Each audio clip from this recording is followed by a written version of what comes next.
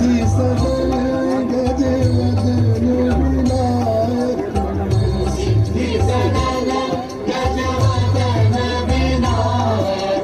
लेन में आपको कोई नहीं मिलेगा, माँ बाप अकेले रह रहे हैं और जिस समय वो दुनिया छोड़ते हैं उस समय लोगों को भी बाद में पता लगता है। इस चीज को ध्यान में रखते हुए इस संस्था की शुरुआत की गई। जीवन के साथ भी, जीवन के बाद भी, जीवन के साथ भी, जीवन के बाद भी तेरा नाम रहे मेरी हर याद में। सांसों की सरगम थमे भले, धड़कन गूंजे तेरे ही संवाद में। मिट्टी में मिलकर भी क्या मैं मिट पाऊंगा, रह जाऊंगा तेरे विश्वास में जीवन के साथ भी, जीवन के साथ में। कुछ ऐसी स्थितियां हुई हैं जिससे हमें अपना प्रोग्राम रिशेड्यूल करना पड़ रहा है, इसकी आवश्यकता पड़ी है। उन्होंने हर समय हमें सिर्फ आश्वासन नहीं दिया है बल्कि उसको करने के लिए अपना संपूर्ण तन मन धन से सहयोग किया है। ऐसे आदमी के लिए हम कुछ कह नहीं सकते, सिर्फ अप्रिशिएट किया जा सकता है। ईश्वर से प्रार्थना है कि उनको स्वस्थ और दीर्घ जीवन और स्वस्थ जीवन प्रदान करें। श्री बांके बिहारी पांडे जी। ये जो आप कार्यक्रम अभी उन्होंने चला रहे हैं प्रयाग सेवा संगम में निःशुल्क सेवा का, सन 2000 की बात है। हम डॉक्टर खालसा जी के यहाँ बैठे थे, चर्चा किया। मैंने कहा समाज में मैं बहुत जगह दुख सुख में हम लोग जाते हैं, परंतु कुछ ऐसा भाव लगता है कई बार कि उसको हमें कुछ हम उसमें करना चाहिए। तो बोले तुम्हारे मन में कुछ विचार है? मैंने कहा मेरे मन में विचार है कि शव वाहन होना चाहिए जो हम निःशुल्क सेवा कर सकें। तो उनका बिल्कुल बहुत अच्छा है,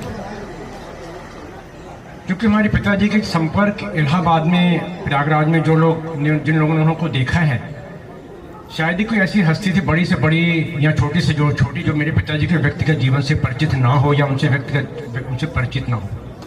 मैंने कहा तो काम बड़ा आसान, बोले हो जाएगा। मैं बोले बड़ा कठिन काम है। मैंने कोशिश करते हैं, परंतु आप लोगों को सुनकर शायद आश्चर्य लगेगा, 10 वर्ष लग गए। सन 2001 से मैंने कार्यक्रम प्रारंभ किया। 2000 बल्कि 12-13 तक मैं लोगों के घर जाता था। जैसे मदन मोहन मालवीय जी ने भिक्षा मांगी थी BHU के लिए, मैं भी घर घर जाता था। कोई 10 रुपए, कोई 20 रुपए, कोई 50 रुपए, कोई 100 रुपए देता था। एक डॉक्टर साहब इलाहाबाद के बहुत सम्मानित डॉक्टर हैं, सन 2000 याद नहीं आ रहा, शायद 2005-6 की बात होगी। उनके घर में किसी बुजुर्ग की डेथ हुई, तो उन्होंने मुझे बुलाया। बोले बाजवा जी, मैंने समाज के कार्यों के लिए, सामाजिक कार्यों के लिए कुछ पैसे निकाले हैं, तो मैं सोचता हूँ आप जो वीडियो को लेकर चले, हम अभी तक कुछ नहीं कर पाए, उसमें कुछ सहयोग राशि है। और अच्छे माने जाने डॉक्टर थे इलाहाबाद के। उस समय उनकी आयु भी लगभग 55 साल की रही होगी।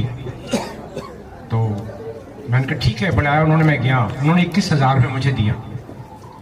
और इलाहाबाद की ऐसी बड़ी बड़ी हस्तियां थी जिनके घर में गया तो उनसे 1 रुपया भी नहीं मिला, परंतु मैं कभी निराश नहीं हुआ, क्योंकि जीवन को बहुत छोटी अवस्था में मैंने पूरे भारत को देख चुका था 32 वर्ष की उम्र में कि जीवन है क्या और जीवन में जो लोग हैं वो हैं क्या।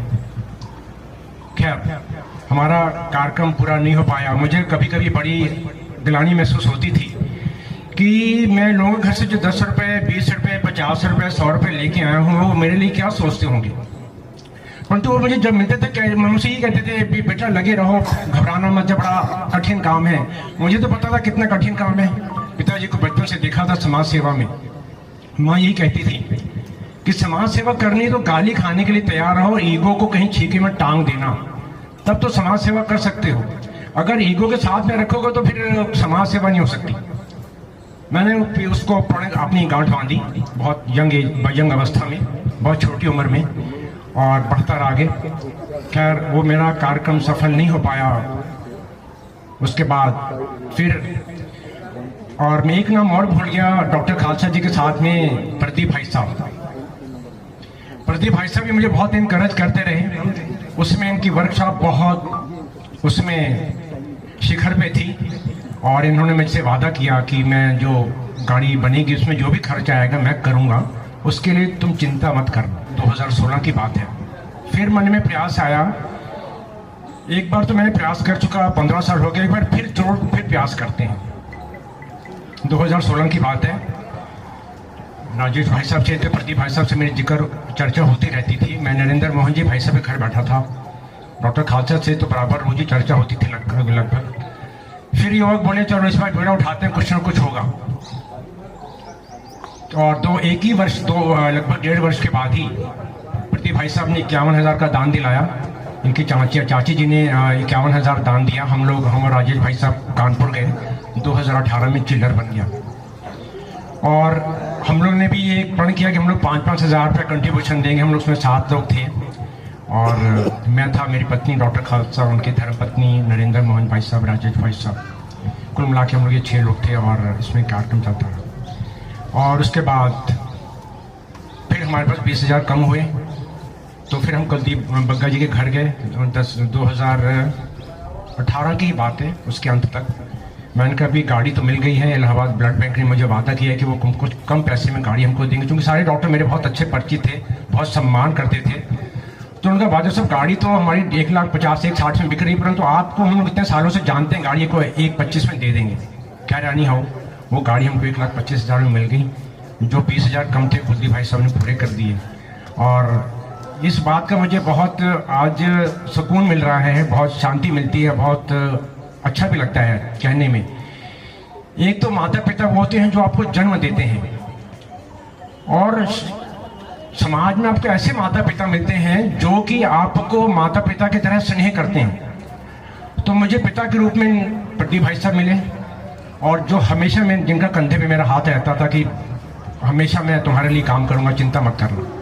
और दूसरे मुझे पिता के रूप में मिले नरेंद्र भाई साहब, नरेंद्र मोहन जी, और बड़े भाई तो मेरे बहुत हैं, अस्थाना जी भी हैं, राजेश भाई साहब, सभी मेरे यहाँ बैठे हैं।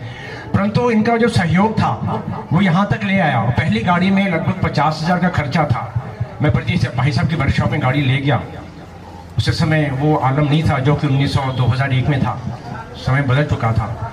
पर इन्होंने 50-60 हज़ार का उस गाड़ी में काम किया, हमसे 1 रुपया नहीं लिया। तो ये इनका स्नेह था हमारी संस्था के लिए। और जो उन्होंने 2001 में मेरे से वादा किया था वो उन्होंने 2018 में पूरा किया। 70 वर्ष के बाद भी इनको याद था, बोले आपसे मैंने ये कहा था, मैं अभी वहीं पे अपनी शब्दों पे खड़ा हूँ।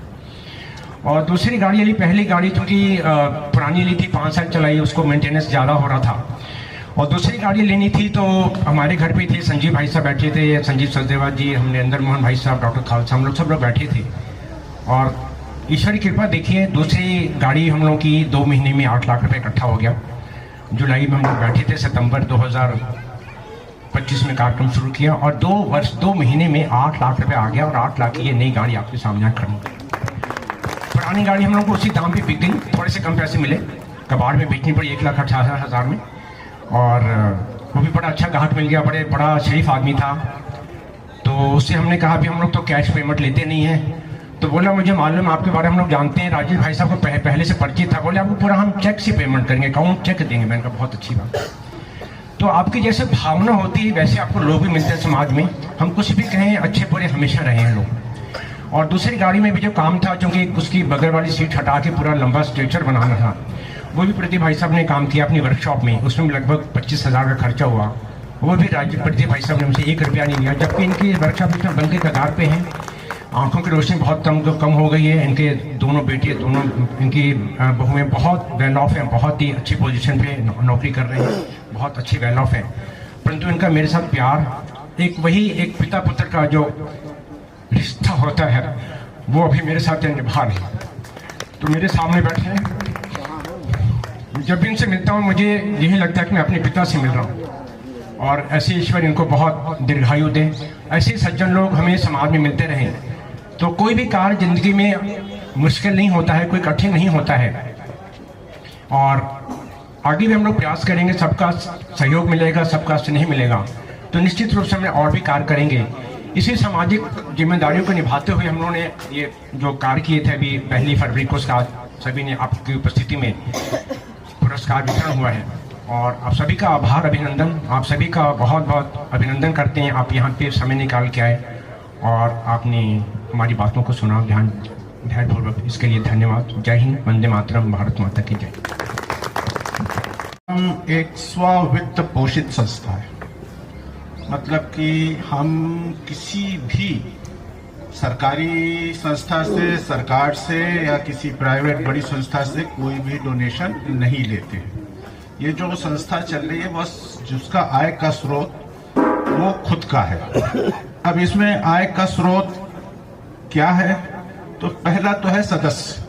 तो हमारे जो सदस्य हैं उनसे हम प्रति वर्ष 5,000 रुपए वार्षिक सदस्यता लेते हैं और ये स्वैच्छिक है, किसी के लिए कोई बाध्यकारी नहीं है। तो इस साल हमारे जो सदस्यों की संख्या है वो 34 है। तो 5,000 रुपए के हिसाब से 1,70,000 रुपए का कलेक्शन सदस्यता शुल्क के माध्यम से हुआ। पिछले साल भी 34 ही सदस्य थे। इस बार 5 नए सदस्य आए हैं, लेकिन कुछ लोग इसमें से ऐसे भी हैं जिन्होंने नहीं दिया, तो हम मान के चलते हैं कि वो अब उसमें इंटरेस्टेड नहीं है।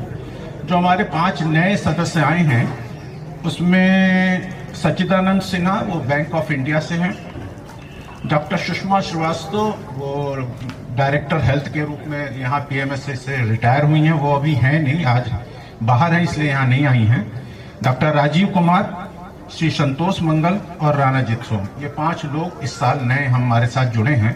लेकिन कुछ लोगों ने नहीं दिया, इसलिए संख्या हमारी आज भी 34 की 34 है। उसके अलावा कुछ हमको डोनेशन मिल जाते हैं, तो वो लोगों की अपनी इच्छा होती है, उसके हिसाब से लोग डोनेशन देते हैं।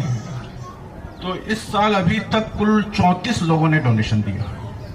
इसमें इस संस्था के सदस्य भी हैं जिन्होंने वो 5,000 रुपए भी दिए और उसके अतिरिक्त हमको डोनेशन में भी कुछ न कुछ स्वेच्छा से ही दिया। इस ट्रस्ट को 30 अगस्त 2022 को एक बहुत ही नेक और दयालु सोच के साथ हम लोगों ने शुरू किया था। उससे पहले प्रयाग सेवा संगम एक रजिस्टर्ड सोसाइटी की तरह काम करती थी। जैसा कि सभी अभी राजेश जी ने भी और बाजवा सब भैया ने भी बताया कि इस ट्रस्ट को शुरू करने में कि ये सिर्फ एक ये हम लोगों ने एक मन में ये सोचा कि एक बहुत ही इज्जतदार और सम्मानजनक अंतिम यात्रा सुनिश्चित करना उन लोगों के लिए जिन्होंने अपनी बहुत ही डिग्निटी और रिस्पेक्ट के साथ इस जीवन को जिया, कि उनकी एक अंतिम यात्रा भी बहुत ही रिस्पेक्टफुली हो। ये सोच ही हमारे संगठन की आत्मा को दिखाती है और ऐसे नाजुक पल में मानवता की सेवा करना सिर्फ सेवा नहीं बल्कि एक पवित्र जिम्मेदारी है। शुरुआती दिनों में हमारे रिसोर्सेज बहुत लिमिटेड थे, लेकिन हमारा इरादा बहुत बड़ा था। जैसा कि अभी बताया ही गया कि एक पुरानी एम्बुलेंस गाड़ी से इसकी शुरुआत हुई और एक गाड़ी खरीदना सिर्फ एक कदम नहीं था, यह हमदर्दी और मिलकर किए गए कमिटमेंट से प्रेरित एक मिशन की शुरुआत थी। धीरे धीरे हमारे सदस्यों के सपोर्ट और लगन से अपने कार्य क्षेत्र का विस्तार किया और 2 चिलर्स, जैसा कि अभी बताया भी गया, कि हमारी एसेट्स में शामिल हुए, जिससे समाज की बेहतर और ज्यादा ऑर्गेनाइज तरीके से सेवा करने की हमारी क्षमता मजबूत हुई। मुझे ये बताते हुए बहुत गर्व हो रहा है कि समय के साथ ट्रस्ट से जुड़े हमारे लोगों की संख्या अब दोगुनी से भी ज्यादा हो चुकी है और यह बढ़ोतरी सिर्फ संख्या में ही नहीं बल्कि भरोसे, सद्भावना और सेवा की भावना में भी हुई। साल 2024, जैसा कि अभी राजेश जी ने आपको बताया, कि एक बहुत बड़ा चेंज आया जब एक नई एम्बुलेंस खरीदने का फैसला किया गया, क्योंकि पुरानी एम्बुलेंस बहुत रिपेयर मांग रही थी और उसकी रनिंग कॉस्ट भी बढ़ रही थी। न्यू एम्बुलेंस पिछली वाली से ज्यादा छोटी और बेहतर थी, जिसके बाद जो हुआ वो एकता और समर्पण का एक शानदार उदाहरण था। हमारे सभी सदस्य अपने दोस्तों और रिश्तेदारों के साथ पूरे दिल से आगे आए और योगदान इतने उत्साह से आया कि जरूरी फंड तय समय से पहले ही तैयार हो गए और ये हमारे मिशन में उन लोगों के विश्वास को दिखाता है। सबकी कोशिशों से मार्च 2025 में नई एम्बुलेंस आ गई और पुरानी वाली को ससम्मान बेच दिया गया। आज हमारी संस्था गर्व से एक नई एम्बुलेंस और 2 चिलर के साथ काम कर रही है और ज्यादा कुशल और सम्मानजनक तरीके से समाज की सेवा कर रही है। कानूनी और एडमिनिस्ट्रेटिव तौर पर जो हमारा ये ट्रस्ट है जो 2022 में बना, इसका रजिस्ट्रेशन अभी तक जो ये काम कर रहा था एक एसोसिएशन ऑफ पर्संस की तरह कर रहा था, क्योंकि एक धारा है इनकम टैक्स की 12A, उसमें इसका रजिस्ट्रेशन अभी हो नहीं पाया था। पिछले साल हमने सेक्शन 12A के लिए रजिस्ट्रेशन को ऑनलाइन अप्लाई किया, जो कि अब भारत सरकार के ऑनलाइन पोर्टल पर बहुत ही सुविधाजनक तरीके से हो गया। जब तक ये ऑनलाइन नहीं था और ऑफलाइन मोड में हमें इसको अप्लाई करना पड़ता था, तो ये एक बहुत लंबा और टीडियस प्रोसेस था। लेकिन लास्ट ईयर जब हमने अप्लाई किया तो अब असेसमेंट ईयर 27-28 तक के लिए वैलिड प्रोविजनल रजिस्ट्रेशन हमें मिल चुका है। अब इस प्रोविजंस के अनुसार हमें 30 सितंबर 2026 से पहले रेगुलर रजिस्ट्रेशन के लिए अप्लाई करना है, जिसे हम उस पीरियड से पहले कर देंगे, ताकि हमारा ये जो रजिस्ट्रेशन है ये निर्विरोध जो है चलता रहे। हमारा अब तक का सफ़र बहुत इंस्पायरिंग रहा, और मैं जब ये ट्रस्ट के रूप में शुरुआत हुई तो मैं तो उससे पहले से ही जुड़ी थी, लेकिन ट्रस्ट जब से बनी उस समय से तो मैं बिल्कुल इस संस्था के साथ हूँ। और एक सोशल ऑर्गेनाइजेशन की ताकत तो उसके लोगों में ही है। इसलिए आज मैं दिल से अपील करती हूँ कि ज़्यादा से ज़्यादा लोग प्रयाग सेवा संगम के मेंबर बने। आपका एसोसिएशन ना केवल सर्विस कैपेसिटी के मामले में हमारी फिजिकल ताकत को बढ़ाएगा, बल्कि फाइनेंशियल ताकत भी देगा, जिससे हम अपनी एक्टिविटीज़ को और बढ़ा सकेंगे और दूसरे मीनिंगफुल सोशल कामों में डाइवर्सिफाई भी कर सकेंगे। ऐसे अनगिनत एरिया हैं जहां समाज को ऑर्गेनाइज सेल्फलेस सर्विस की ज़रूरत है, और साथ मिलकर हम बहुत बड़ा इम्पैक्ट डाल सकते हैं। आइए हम एकता, ट्रांसपेरेंसी और डेडिकेशन की सी भावना के साथ आगे बढ़ते रहें, और हमें याद रखना है कि हमारा काम सिर्फ सर्विस देना नहीं है, बल्कि समाज में दया और देखभाल का कल्चर बनाना भी है।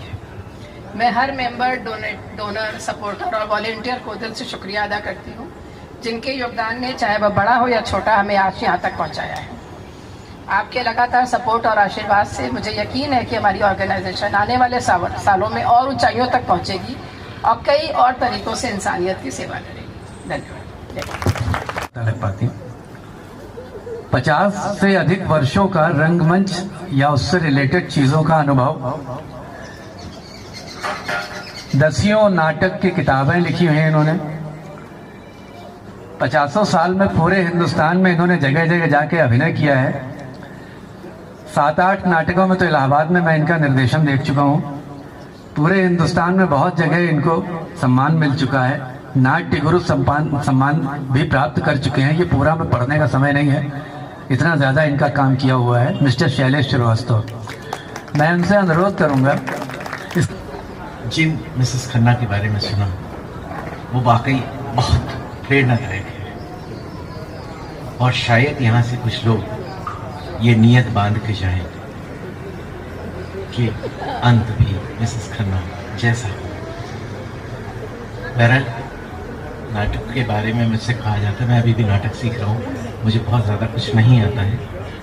हाँ, ये ज़रूर है कि प्रयास अभी भी जारी है, और ये जो पूरी सभा है ये हमारे नाटकों से बहुत आगे है, और यही यथार्थ है। नाटक तो कल्पना है।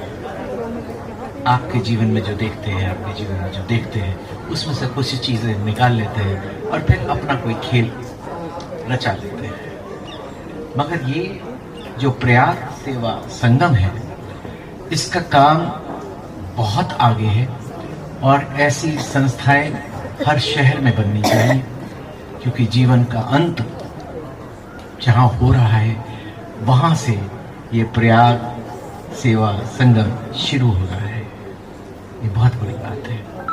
बहरहाल आप लोगों का हमने समय लिया, बहुत आभार और धन्यवाद।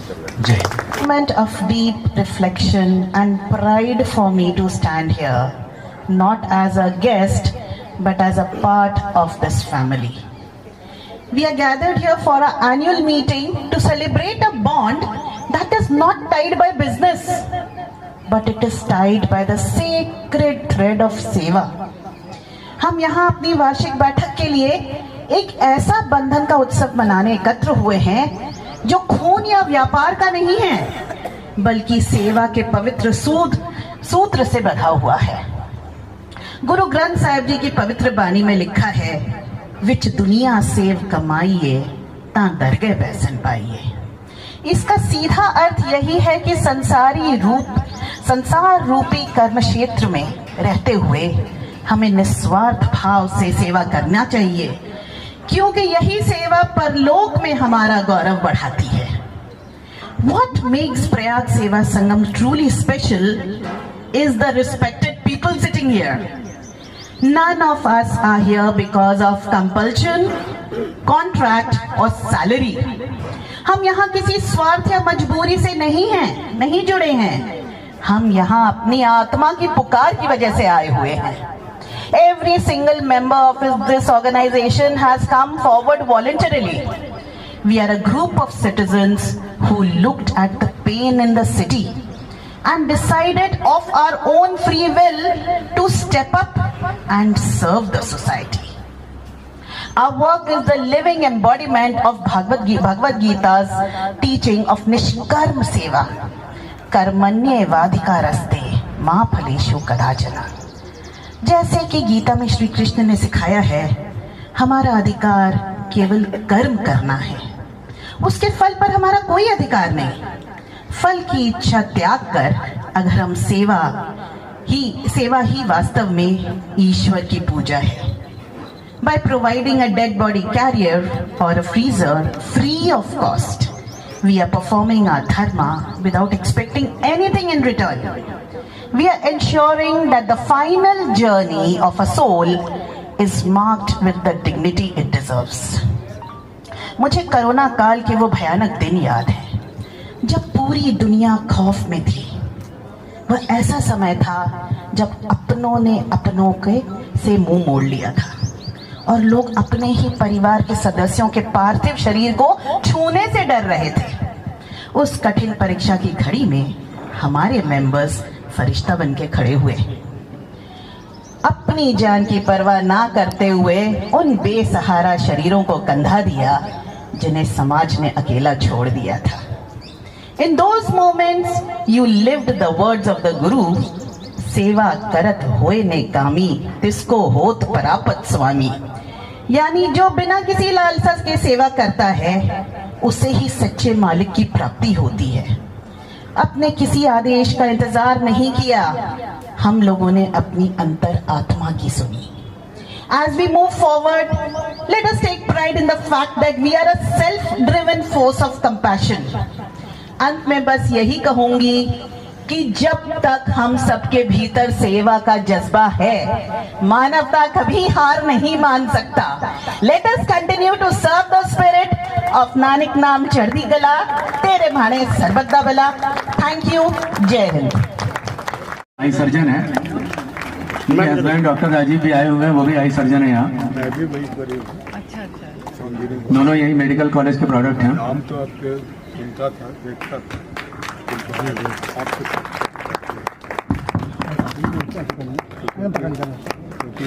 मैं भी आई सर्जन है, मेरे हस्बैंड डॉक्टर राजीव भी आए हुए हैं, वो भी आई सर्जन है यहाँ। मैं भी वही करीब। अच्छा। दोनों यही मेडिकल कॉलेज के प्रोडक्ट हैं। नाम तो आपके सुनता था, देखता था।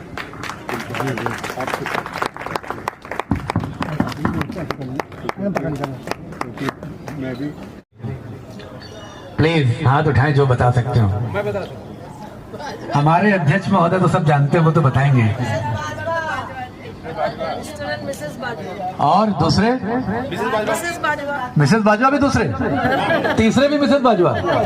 क्या बात है। नहीं, मिस्टर बाजवा और मिसेस बाजवा तो हम जानते हैं, वो हो गए। एक कर लिया, एक बार नहीं। मैं समझा कि हर स्टेट पे मिसेस बाजवा ही आ रही है, क्योंकि प्रेरणा तो वही है। हाँ, देखिए मिस्टर बाजवा तो ही है, उन्हीं का ब्रेन चाइल्ड है ये।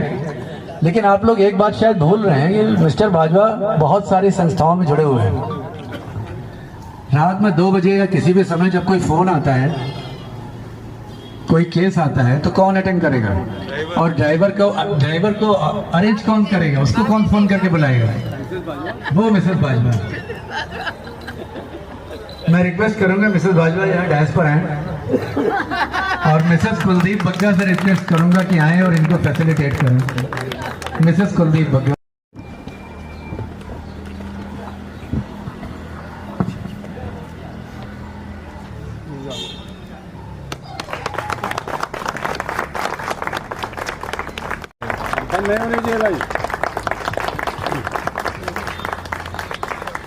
इनके बाद आप किसको कीमैन समझते हैं? मिसेस अरोड़ा समझ रही होंगी कीमैन क्या होता है। ऐसा दूसरा उदाहरण तो मैंने कभी देखा नहीं ना सुना। और जब तक ऐसे लोग ना हो तो इस तरीके की संस्था चल नहीं सकती। हमें खुशी है कि आप सबका सहयोग, आप सबकी भी सहमति है। आपकी तालियों से लग रहा है कि आप सब लोग सहमत हैं। बिल्कुल पकड़ के बैठे रहते हैं कि किनको कोई भी सेवा करना है तो पैसा कहीं से भी नहीं लेना है। सारा प्रेरणा के स्रोत आप भी जानते हैं, हमारे देश में सबसे ज़्यादा सेवा जो करते हैं वो सिख लोग करते हैं। हमारा संस्था सिखों से भरा पड़ा हुआ है।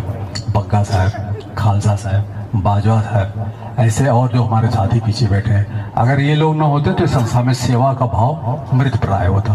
क्योंकि मैं भी समाज का सदस्य हूँ, मैं जानता हूँ सेवा कैसे होती है और कौन लोग करते हैं। आपने सुना होगा कि गंगा की सफाई की योजना बहुत सालों से चल रही है, इसमें कई अरब रुपए खर्च हो गए, लेकिन गंगा नहीं साफ हुई। जैसे थी वैसे कुछ हद तक अंतर हुआ। एक बार मुकदमा चल रहा था चीफ जस्टिस कोर्ट में, सेन साहब चीफ जस्टिस थे, उन्होंने कहा ये हिंदुओं के बस की बात नहीं है, सिखों को दे दो साफ हो जाएगी। तो ये हम लोग देखते हैं, जब भी गुरुद्वारों में जाते हैं देखते हैं कि सेवा क्या होती है।